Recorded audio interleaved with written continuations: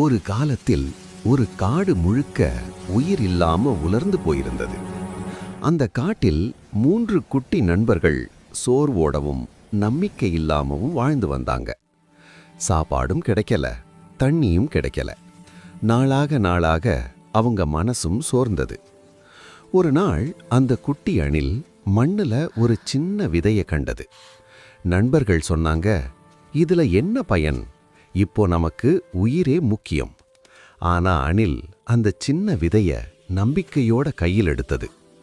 இது இப்போ சின்னதா இருக்கலாம், ஆனா நாளைக்கே நமக்கு உயிர் தரலாம்னு மனசுக்குள்ள நினைச்சது. அது அந்த விதைய மண்ணுல நட்டு அன்போட தண்ணீர் ஊற்ற ஆரம்பிச்சது. நாட்கள் போனது, வெயில் சுட்டது, மழை வரல. நண்பர்கள் மெதுவா விட்டு போனாங்க. ஆனா அணில் மட்டும் ஒவ்வொரு நாளும் அந்த இடத்துக்கு வந்து அந்த விதைய பார்த்துக்கிட்டே இருந்தது. இரவு வந்தாலும் பயம் வந்தாலும் அணில் நம்பிக்கையை விட்டு கொடுக்கல. ஒரு நாள் காலை மண்ணிலிருந்து ஒரு பச்சை முளை மெதுவா வெளிவந்தது.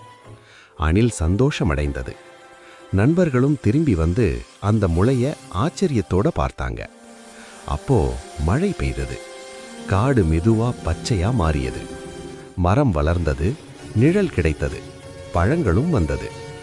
ஒரு காலத்தில் உலர்ந்த காடு இப்போ உயிரோட சிரிச்சது. நண்பர்கள் அணிலுக்கு நன்றி சொன்னாங்க. நட்பு இன்னும் வலுவானது. இந்த கதை நமக்கு ஒரு விஷயம் சொல்லுது. சின்னதுன்னு ஒதுக்காதீங்க. நீங்க விதைக்கிற ஒரு நல்ல செயல்தான் பெரிய மாற்றத்துக்கு காரணம்.